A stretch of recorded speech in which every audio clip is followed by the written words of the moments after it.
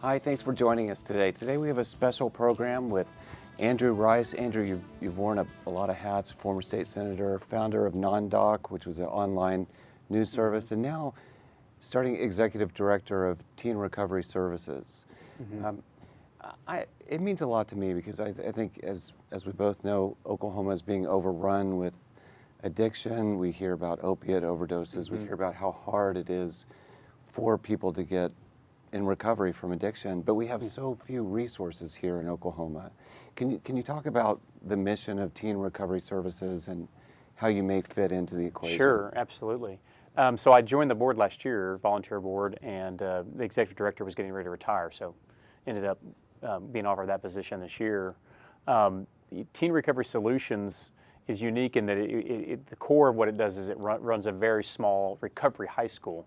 And recovery high schools were really born out of treatment centers around the nation, saying to therapists and parents and educators back in the communities where teens would come from, really our research shows that putting them back in the high school that they were in before, the relapse rate is very high. So to experiment with creating an alternative school type of setting where it's centered around recovery, around students and staff and supporters who are committed to a life of recovery and sobriety.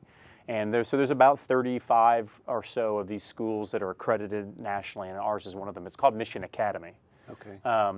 And so that is a way for therapists and guidance counselors and staff to be able to create an environment for those kids to have the support they need to finish their education, get a good education, and have the behavioral health support they need.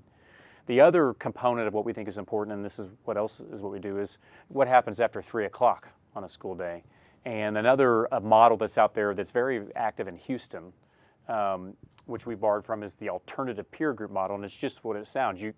Can you create an alternative peer social environment for these teens? So they're not being drawn back into the peer relationships that they had that were unhealthy and destructive, but peer-to-peer of teens committed to recovery. So we have a program that starts after school for our students and also for teens at high schools in the community who are struggling as well but don't go to our school, for them to have after-school activities, sort of the youth group model with after-school activities and the 12-step approach sort of blended into a unique model with therapists. And then they have after-school activities like rock climbing and ping pong and going to the Y to work out. And then in the evenings, there's all different types of therapy groups for the teens and their parents. We have groups where the teens and parents are together with our facilitators. We have ones where the parents meet alone, a Mother's Al-Anon group, boys 12-step groups, girls 12-step groups. And then social activities, going to Top Golf, going to Main Event, having a sober house party that's organized at one of our families' houses. So really from 8 a.m. on Monday morning until Saturday afternoon, most of our students in particular time is spent in a structured, supportive environment educationally and therapeutically to be in recovery. And for their families, they're just sleeping in their own home at night, Right. you know. So in a way, I had a grandfather who's raising one of our students say it's almost like inpatient treatment, but they come home every night and sleep at home. So, Which is a big gap in Oklahoma. There is no inpatient long-term treatment center, and it seems like the literature says long-term is what it's all about. Long-term is what gets you recovery from addiction in higher numbers. It's why physicians are kind of mandated to do long-term treatment programs. yeah. So it seems like that's what this high school is doing, is it's putting people into this environment long-term, covering the bulk of the day. Yeah, and really all the adequate resources are there. A very dedicated staff, very dedicated board members, community partners. We have teens that are referred to us that maybe they're in a more severe situation where they need to go to a true inpatient facility, or maybe they're not quite to the point where they need our services. And then we have a bunch of partner agencies that can help us with other needs. So it's all there for the success.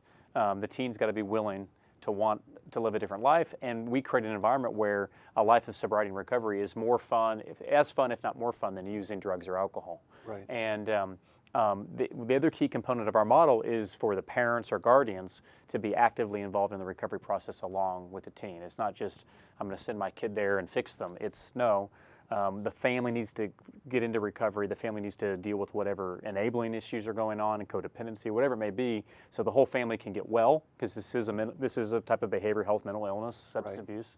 So there's no shame in people being sick. Right. You know, the services are there to get well. So it's a great model. I mean, we've tweaked it in some ways to sort of be our own approach, but we're borrowing from the best practices of what's been successful in Texas and Minnesota and Ohio, Colorado, these other places where it's going on as well. We've got to be to the point where virtually all of us knows a neighbor, a family member, a friend, some family that may need these services. If somebody's interested, how would they find you? How would they learn that's a about great the school? question. We do free assessments for anybody. So any teen that the teen and or family is worried about them can come call our clinical staff, and we will assess the teen privately, and then bring the parent or guardians in and assess them and sort of try to get an idea of where they are, what the severity or lack of severity of the issue is, whether they meet the criteria for our programs or whether we need to refer them to another place. So that's available for anybody. If you are out there and you or someone in your community, family, friends, people, coworkers at work are having a teen in crisis, please call us, and we can do that. The other thing that's unique about the school is really the school is a bit of a privilege in that it's not just a place you automatically get into, say, if you've gotten in trouble at your other school, or you just sort of want your parents off your back, or the parents just sort of want, us to fix them.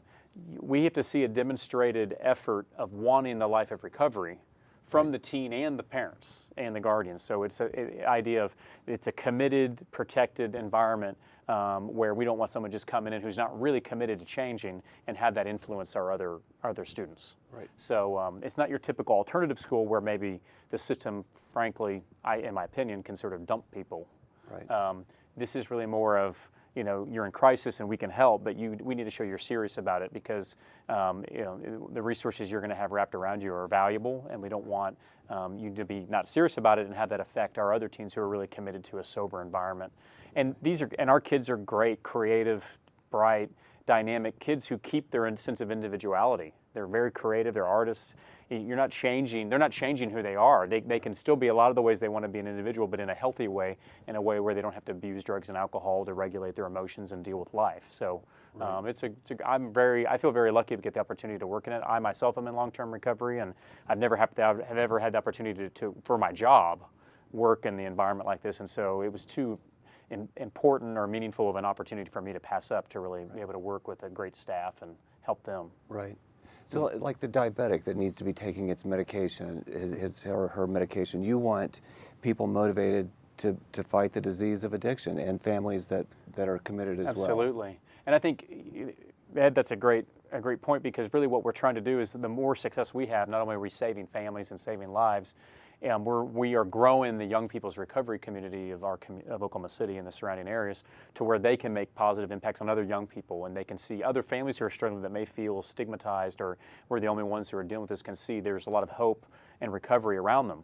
So the more that we are able to be successful, that maybe other future problems with kids and their families can be caught a little earlier. They can get into the recovery process quicker than having to bottom out maybe as severely as some of our students and clients have had to. So there's no shame in it. I mean, addiction is rampant, not just alcohol and drug addiction. Gambling addiction is a huge issue in Oklahoma now. Right. There's all other forms of addiction and escaping issues. So there should be no shame in seeking help. If anybody in our community, we don't shame breast cancer victims. We don't shame people with diabetes, it's another form of an illness that they can have much worse social consequences for families and workplace and relationships. But please don't ever hesitate, whether it's us, Chance to Change, whatever it may be, to access the services that are in the Oklahoma City area. There's nothing else in medicine, it seems, where you you write a prescription, somebody's a diabetic and you say, just take your medicine and we'll see you back in a year. Yeah. It has to be long-term and everybody working together. So this just seems like really filling a hole, and it's wonderful. It's a great program. We do monthly lunch and learns, which are not fundraisers. We have lunch that we invite the community to come, RSVP, come in, have lunch with us. hear a little programmatic stuff about what we do, and then hear from a couple of our students, sometimes the parents there. Right. And it's a great way to learn about what we do. And so the second Wednesday of every month on our website, teenrecoverysolutions.org, there's information about how you can come in and just learn about what we do. It's a free lunch once a month. Andrew, where is the school? The school's up on North Classen, just east of Nichols Hills, north of the Chesapeake Energy campus. It's an old battery warehouse that Chesapeake Energy bought when they were expanding their properties, 4, 5, 6 years ago. And they recently donated the facility we were leasing it from them, and now we own it. They gave it to us, which is great. So this can't be cheap. I mean, you must need resources. If people want to help, if people want to donate to the school, or they like the idea and they want to help, how would they do that? Yeah, there's many different ways to help. Obviously, donations help us quite a bit. We don't get any state or federal money for it, so we're a nonprofit private school and 501c3. So we charge tuition. Very few of our students currently and historically are ever pay the full tuition. We have some, but most have some form of financial aid that we provide as a school. We don't have external financial aid. Cash donations are a big help. We're cheaper than some of the very sophisticated, expensive recovery in-treatment patient facilities or boarding schools outside of Oklahoma. Those can be $75,000, $80,000 a year to send your child to get help. So it's much cheaper than that. And like I said, we've got, and then we also have a fee to be part of that alternative peer group program. And we have students, all of our students in our school are required to be in the alternative peer group program. We also have students from other area high schools who are in that program. And that's a great value. I think our fee is $800 a month. And again, we have people who pay less than that because of their means. But they're getting anywhere from 6 to 7 hours equivalent of therapy for them, their children and their family a week. So they're getting what would really be thousands of dollars worth of behavioral health therapy from trained experts. And social environment and 12-step groups and support groups. Of course, the 12-step groups are outside of our model. They're volunteer. So it's a great value for our community. The free assessments. Are there opportunities for people to volunteer? Yeah, we have a yoga teacher in the community that we know who comes in and volunteers and teaches yoga. In fact, today the class is going on. I think right now at the school. We have art teachers who come in, and Untitled Art Gallery here downtown does a lot of stuff with our students because we're an arts integration program. So we do arts integration every day in our curriculum. So they donate a lot of their time and materials to do projects with them down at their space here. So really we're up to explore anything, any sort of internships in different industries and different types of jobs. We want our students to go off prepared about what they're excited about to pursue at the next level. So. We're looking to have more robust relationship with the area universities because as they have students that are going to need sober options on those campuses, that's an area where we're working to build those relationships. I believe so. Do you have an annual event coming up? Yeah, we do. We've typically done like a dinner banquet, like a lot of nonprofits do in the fall. We've switched it to a lunch this year. And the sort of focus of the program will be several of our students and a parent will get up and tell their stories with a message from me and some of our board members. It's a lunch. It's at the Oklahoma City Golf and Country Club on Thursday, September 22nd. And there's information on our website, teenrecoverysolutions.org, about how you can buy a ticket for the event, a sponsorship.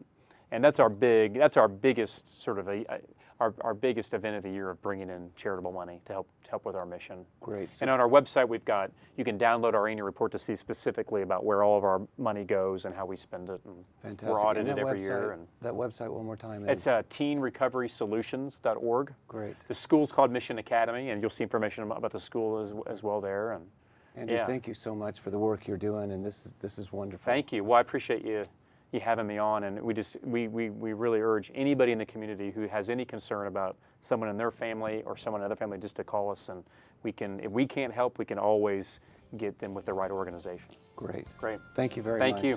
And thank you for watching.